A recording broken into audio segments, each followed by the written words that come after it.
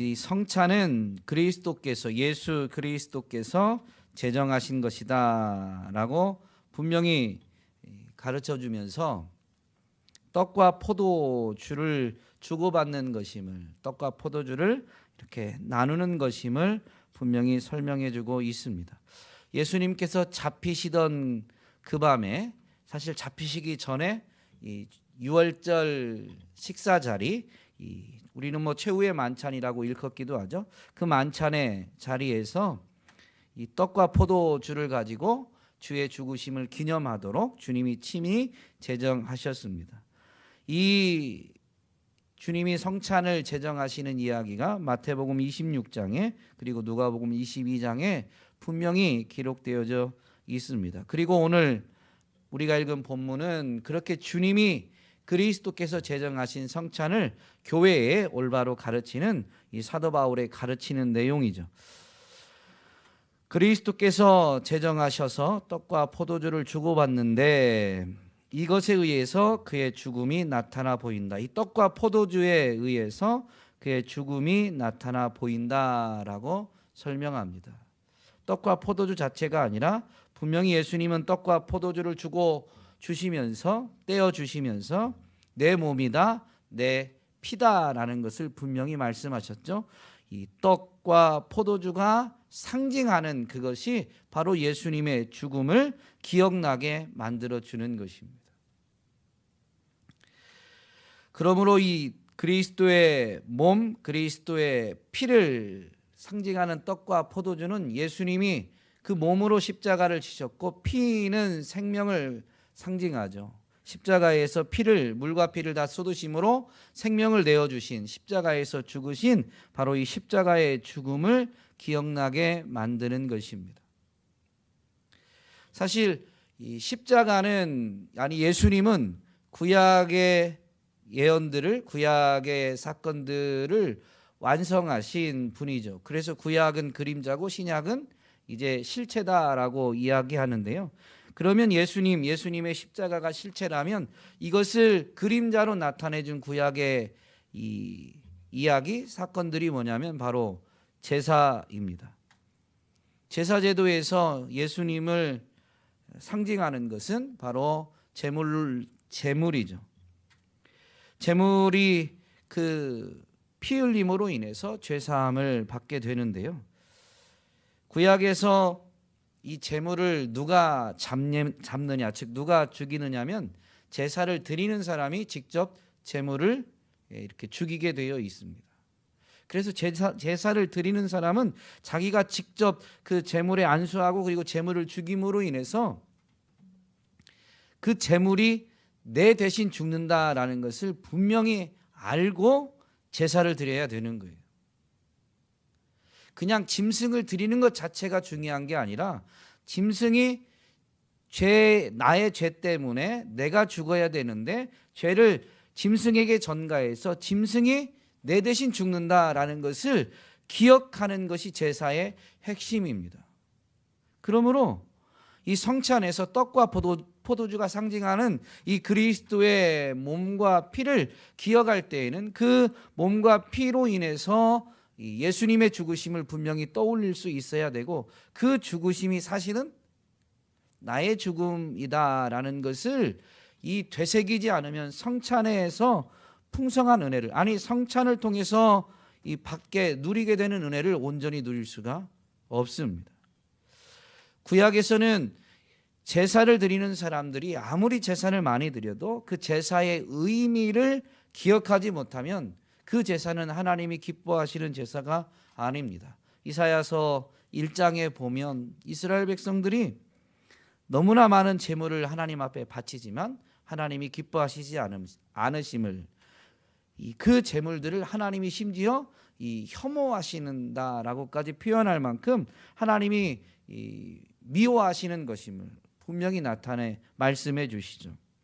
성찬 또한, 그래서 오늘 우리가 읽은 이 고린도전서에 보면 합당하게 성찬을 참여하지 않으면, 합당하게 성찬을 하지 않으면 도리어 죄를 짓는 것이다 라고 엄중히 경고하고 있습니다. 제사를 드려야 되는 이스라엘 백성들, 제사자들이 제사의 의미를 상실한 채 제사의 행위만 남게 되면 그것이 하나님을 기쁘시지 못하게 하는, 심지어 하나님을 이렇게 하나님이 혐오하게 하는 것을 행하는 것이죠. 그러므로 그것이 하나님 앞에 죄가 된다라는 것을 선지자를 통해서 분명히 경고해 주십니다. 오늘 우리는 구약의 이 제사는 분명히 거룩한 예식입니다.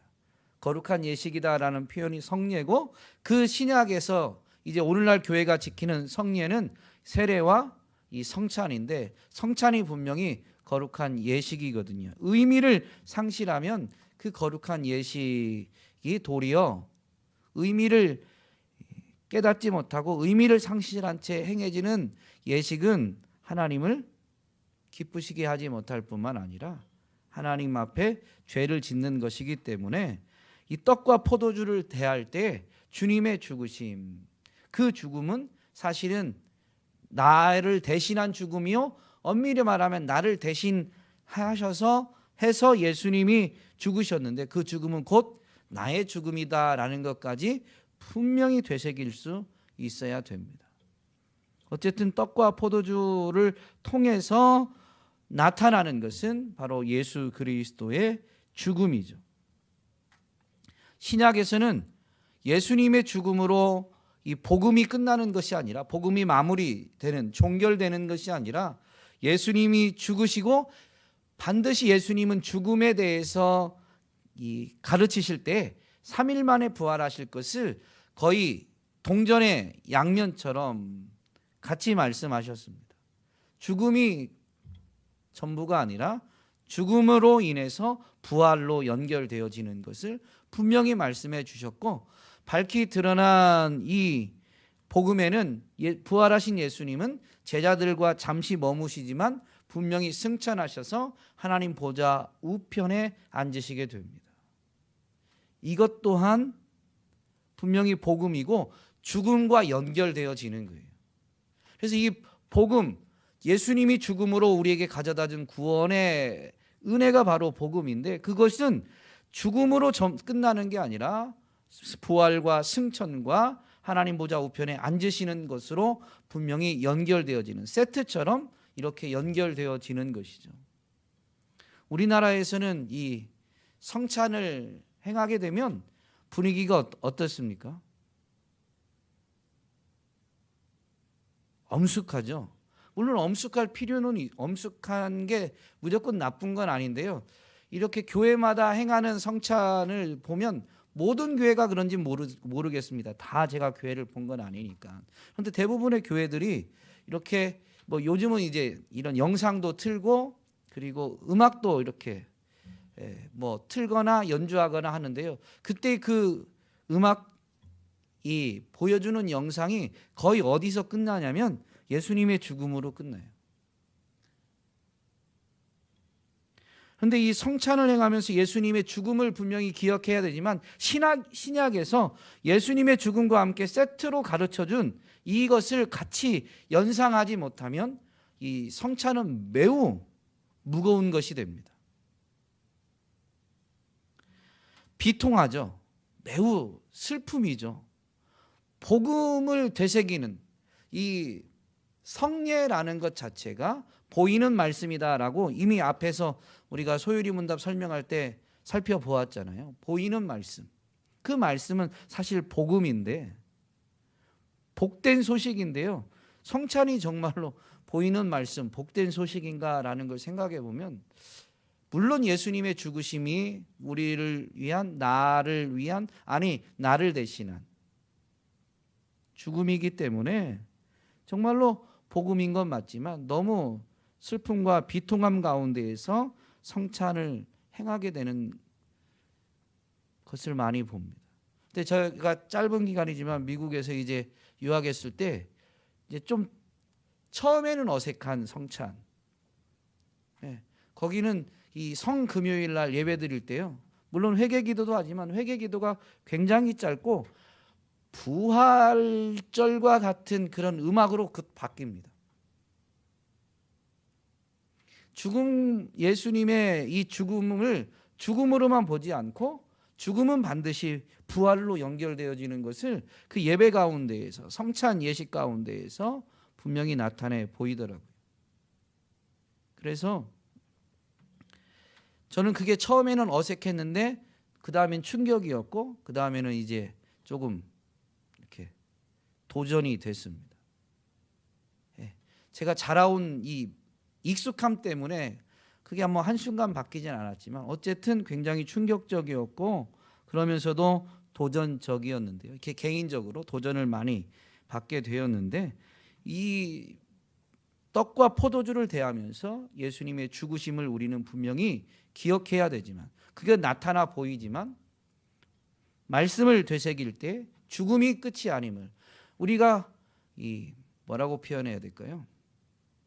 예수님이 죽으실 것과 3일 만에 부활하실 것을 가르치기 시작하셨는데 그 가르침을 받은 제자들을 부활한 주님을 만나기 전에 예수님과 함께 하면서 이제는 예수님이 예루살렘에 올라가서 죽으실 것과 3일 만에 부활하실 것을 가르치심에도 불구하고 예수님이 죽는다는 것에만 매여 있는 것 같은 제자들의 모습, 이런 일이 오히려 죽게 일어날 수 없다라고 그렇게 이제 주장하게 되는, 죽음이 없이는 부활이 없기 때문에 이게 예수님이 반드시 그 십자가로 나아가셔야 되는데 우리는 오히려 그것을 만류하고 그것을 애통해하고 있는 것은 아닌가라는 생각을 한번 갖게 됩니다. 그래서 여러분, 이 소요리 문답에서는 그의 죽음이 나타나 보인다라고 부활과 이 승천에 대해서는 언급하지 않지만 말씀을 되새기다 보면, 말씀을 되뇌이면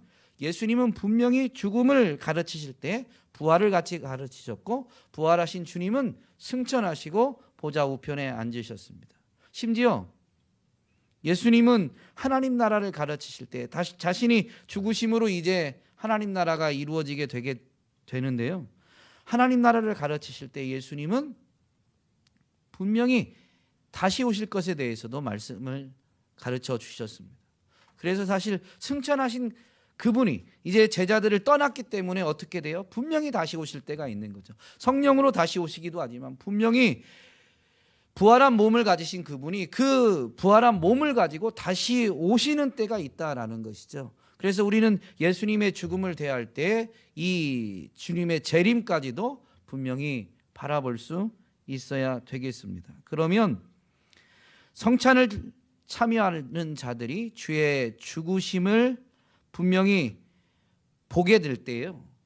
비통한 게 아니라 굉장히 엄숙하죠. 주님이 다시 오신다라고 할 때 연약한 우리들이 주님의 다시 오심을 온전히 준비할 수 있겠습니까? 당연히 엄숙해지지만 그러나 우리의 한계 때문에 이 땅에서 죄와 싸우면서도 죄를 떨쳐버리지 못하는 우리 인생들이 주님의 다시 오심으로 인해서 완성되어질 하나님의 나라, 그리고 주님의 대속의 은혜로 우리가 들어가게 될 그 하나님의 나라를 분명히 바라보게 된다면요, 성찬은 또한 위로와 소망이 되는 것이죠.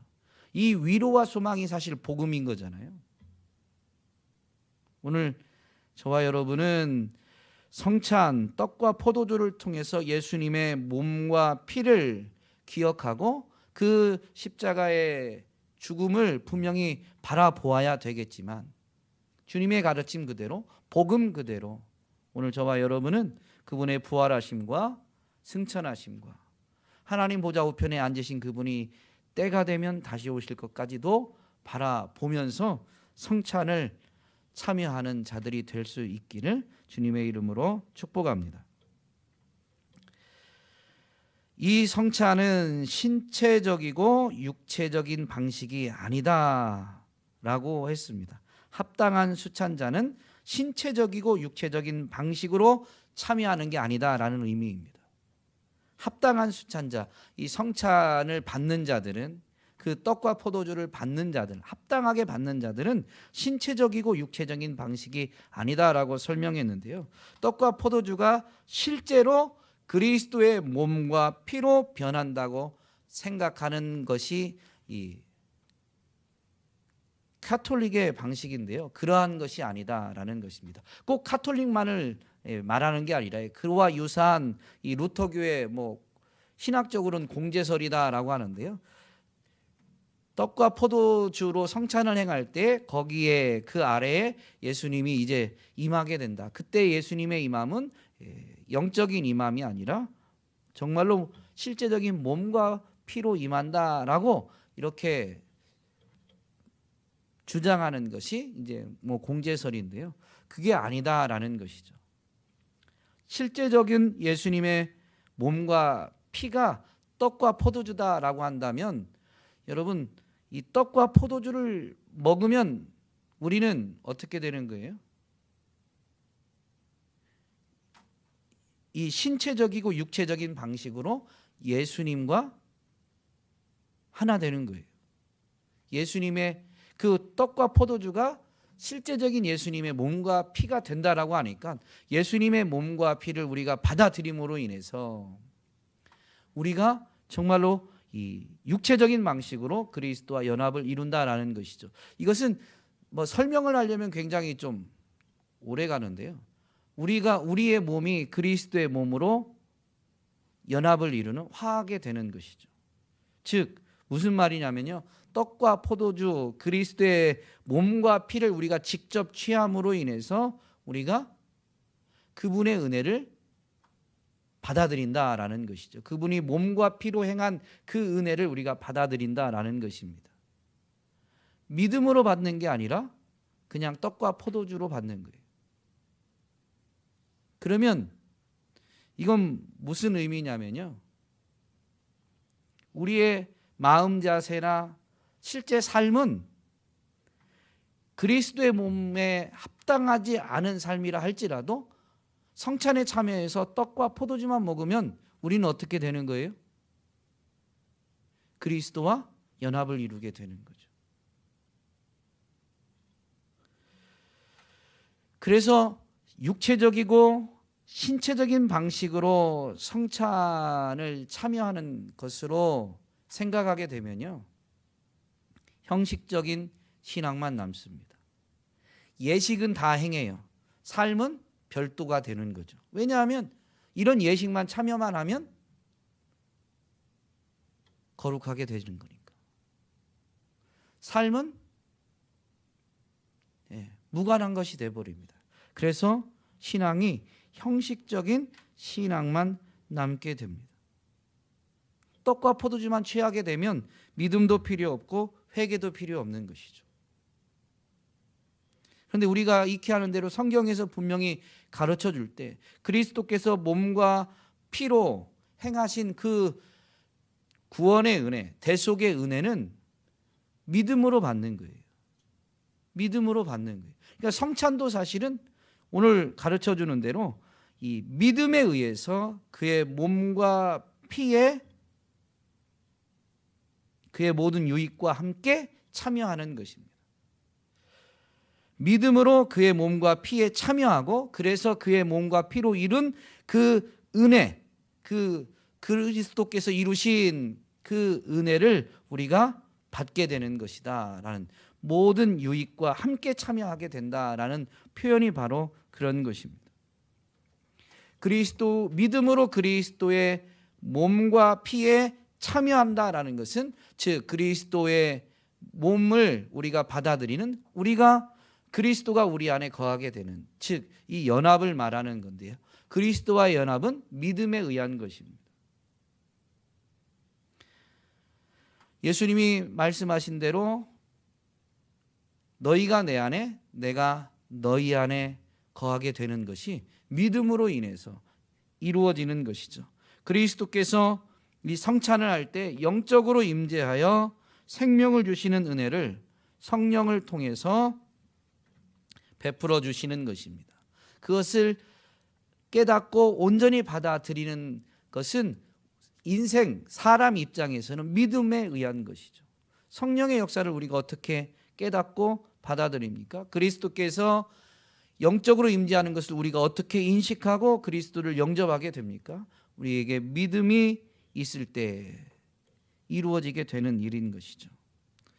오직 믿음으로 그리스도와 연합하고 그래서 오직 믿음으로 그리스도께서 이루신 그 모든 은혜를 우리가 받게 되는 것입니다. 그것이 우리에게 값없이 받게 되니까 믿음으로 그냥 받아들이게 되니까 은혜다라고 했고, 우리 편에서 볼 때는 이 표현 오늘 소율이 문답에 있는 설명대로 표현하면 그것이 우리에게는 그리스도께서 이루신 모든 유익한 것을 우리가 참여하게 되는 것이죠.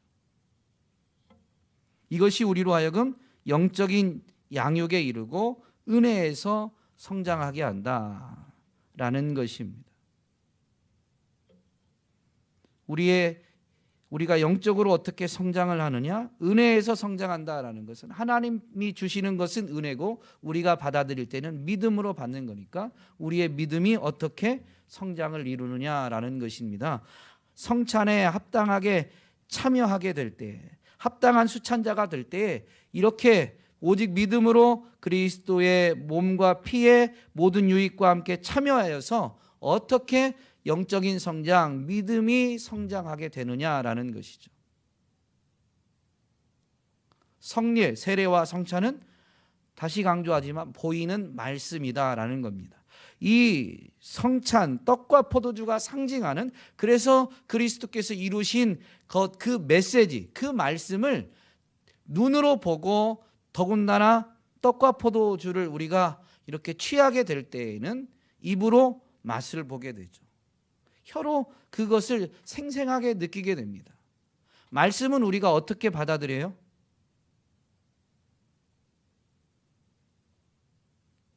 들음으로. 그러니까 청각으로만 봤는데 그 말씀을 우리가 이 상징하는 떡과 포도주를 대함으로 인해서 눈으로 보게 되는 거죠. 그래서 더 생생하게, 더군다나 미각까지 동원해서 하면 훨씬 더 이 실감나게 그 말씀을 기억하고 되새기게 되는 것이죠. 그러면 우리가 되새기게 되는 그 메시지, 그 말씀이 무엇일까요? 첫 번째는 바로 이 그리스도의 대속입니다. 예수님의 죽으심으로 인해서 우리의 죄가 사해지는 대속입니다. 떡과 포도주를 우리가 취함으로 인해서 그분의 몸과 피에 우리가 연합을 하게 되는 것이죠. 두 번째는 그리스도와의 연합입니다. 근데 이 그리스도와의 연합, 그분이 내 안에, 우리가 그분 안에 거함으로 인해서 우리가 이제 받게 되는 유익을 되새기게 되는데요. 여러분, 그리스도와의 연합으로 인해서 얻게 되는 그 유익이 무엇입니까? 주님이 우리 안에 계심으로 인해서 우리가 얻게 되는 유익이 뭐예요?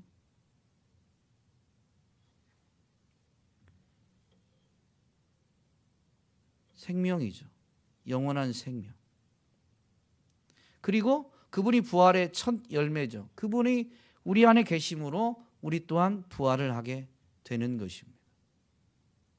그래서요, 이걸 대할 때 그분과 이 그리스도와 연합함으로 인해서 이제 부활의 소망을 우리도 갖게 되고 영원한 생명, 영원한 그 하나님의 나라를 온전히 소망할 수 있게 되는 것입니다. 또한 이 생생한 체험을 통해서 그분과 연합함으로 인해서 우리에게 영적인 힘이 공급되어짐을 분명히 확인하게 됩니다. 사도 바울이 고린도 교회에 이런 가르침을 주죠. 우리가 이 보배를 질그릇에 가졌으니 이는 심히 큰 능력은 하나님께 있고 우리에게 있지 아니함을 알게 하려 함이다. 우리 인생은 연약하고 하나님이 능력이 있으신데 그분이 우리 안에 계심으로 인해서 우리는 연약한 깨지기 쉬운 질그릇인데 보배이신 그분이 우리 안에 계시다 보니까 어떤 그런 은혜를 누리느냐? 이어서 이렇게 그가 선포합니다. 우리가 사방으로 우겨쌈을 당하여도 쌓이지 아니하며 답답한 일을 당하여도 낙심하지 아니하며 박해를 받아도 버림받지 아니하며 거꾸로 뜨림을 당하여도 망하지 아니하며 우리가 항상 예수의 죽음을 몸에 짊어짐은 예수의 생명이 또한 우리 몸에 나타나게 하려 함이라. 우리 살아있는 자가 항상 예수를 위하여 죽음에 넘겨짐은 예수의 생명이 또한 우리 죽을 육체에 나타나게 하려 함이다. 그러니까 땅에서 당하는 어떤 고난에도요, 낙심, 좌절, 절망이 없어요. 생명이신 그분이 우리 안에 있고 그 모든 것을 분명히 이길 능력이 우리 안에 계신 그분을 통해서 하나님으로부터 공급받게 되어지니까 우리는 약하지만 매이지 않고 쌓이지 않고 눌리지 않고 억압당해도 좌절 낙심하지 않는다라는 것을 분명히 선포하게 되죠. 그분이 우리 안에 계심으로 인해서 그분이 예수님이 하신 말씀으로 치면 도둑이 오는 것은 도적질하고 죽이고 멸망시키려는 것뿐이지만 내가 온 것은 양으로 생명을 얻게 하고 분명히 그분과의 연합으로 인해서 그분이 생명의 주가 되시기 때문에 그분과의 연합은 바로 영생을 누리는 것이죠. 영생은 곧 유일하신 참 하나님과 그가 보내신 자 예수 그리스도를 아는 것이다 라고 분명히 가르쳐 주셨습니다. 그런데 예수님이 우리 안에 오심으로 인해서 생명을 얻게 되는데 그게 끝이 아니라요, 이 힘, 영적인 힘을 공급받아서 풍성한 삶을 살게 하는 것이죠. 내가 온 것은 양으로 생명을 얻게 하고 더 풍성히 얻게 하려는 것이다.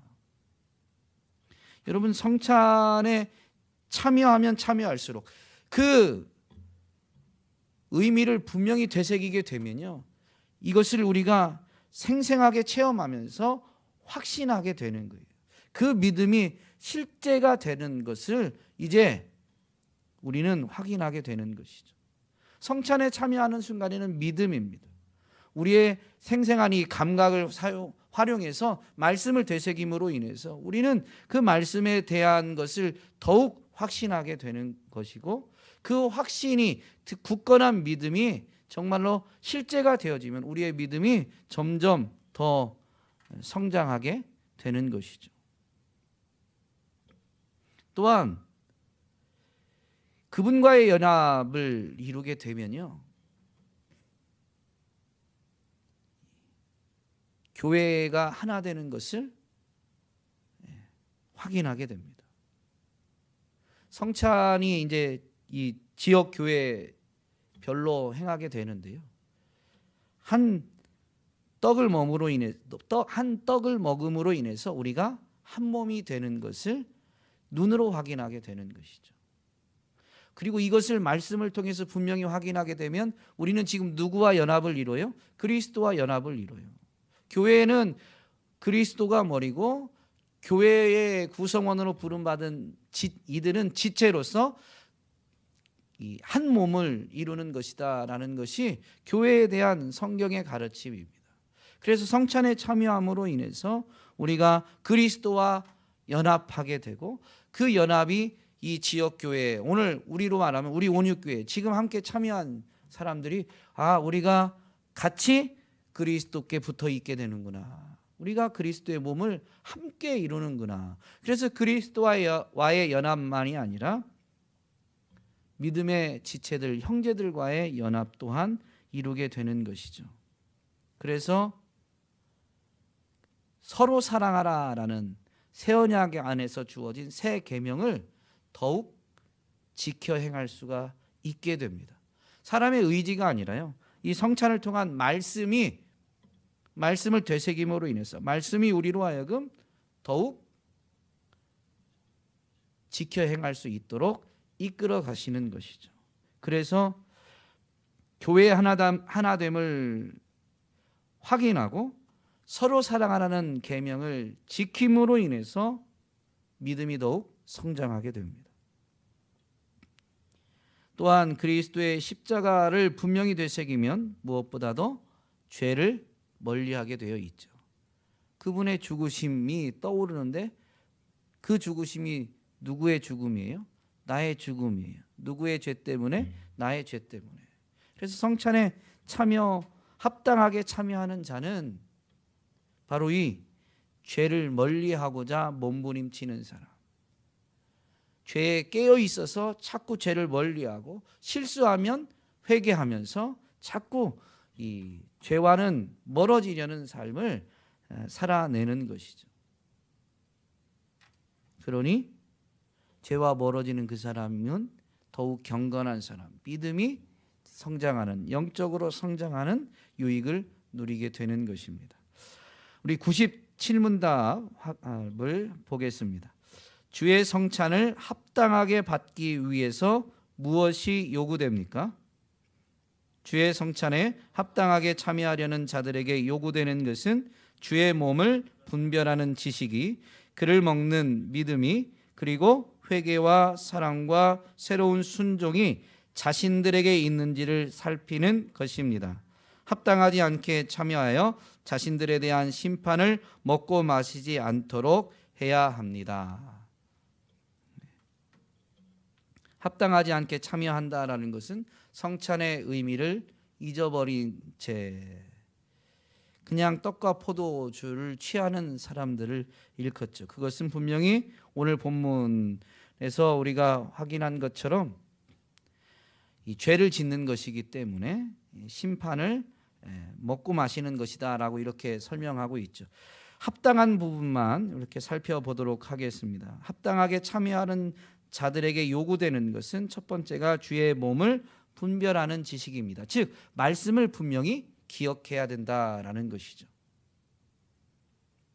떡과 포도주가 그리스도의 몸과 피를 상징한다라는 것을 기억해야 되고, 그리스도께서 몸으로 직접 이루신, 몸을 입고 이루신 그 일들을 기억해야 되는 것입니다.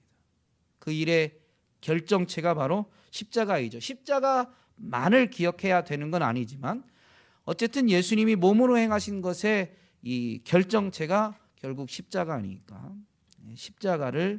십자가에서의 이 대속의 죽음을 분명히 떠올릴 수 있어야 됩니다. 또한 이 주의 몸을 분별해야 된다라고 했는데요. 이것이 떡과 포도주를 이제 대할 때 떡과 포도주 자체가 아니라 상징이니까 이 떡과 포도주 자체에는 아무 능력이 없다라는 것을 분명히 알고 정말로 이 믿음으로 여기에 참여해야 된다라는 것을 분명히 알고 있어야 됩니다. 그러므로 합당하게 이 주의 몸을 분별하는 지식, 이 믿음의 지식적인 요소가 있거든요. 그래서 이 부분은 분명히 믿음을 되새겨야 됨을 가르쳐주는 표현입니다.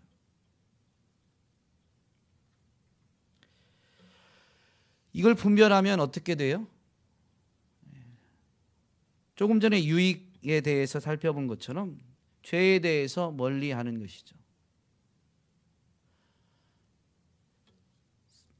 교회는 성찬 예식을 치를 때요, 미리 광고하고 성찬 예식을 치릅니다. 그러면 그 성찬의 의미를 분명히 되새기면 그 성찬에 참여하려면 그 성찬 예식이 치러지는 그날만이 아니라 어떻게 돼요? 미리부터 자기 자신을 죄로부터 멀리하고자 이렇게 구별하게 되죠. 조금 더 거룩한 삶을 추구하게 됩니다. 이것이 합당한 거예요. 더 거룩해야만 한다라는 게 아니라 그런 자세를 분명히 간직하는, 이게 분별하는 지식이 있는 것입니다. 떡과 포도주 자체가 아니라 주님의 몸에 합당한 삶, 그리고 신앙 고백이 분명히 있어야 되는 것이죠. 그를 먹는 믿음이 또한 요구됩니다.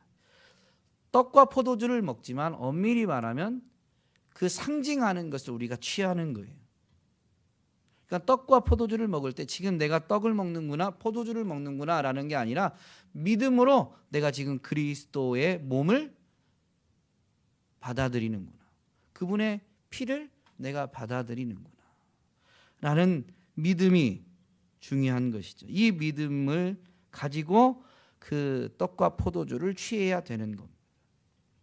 그러므로 그를 먹는 믿음은 십자가의 대속의 은혜를 받아들이는 믿음이요, 그리스도와의 연합을 되새기고 확인하고 그래서 그것을 더욱 강화하는 믿음이 되는 것이죠. 그리스도와의 연합을 확인하고 강화하게 되면, 그리스도의 대속을 받아들이고 그리스도와의 연합을 확인하고 강화하게 되면 반드시 이어지는 행동이 있는데, 회개와 사랑과 새로운 순종입니다.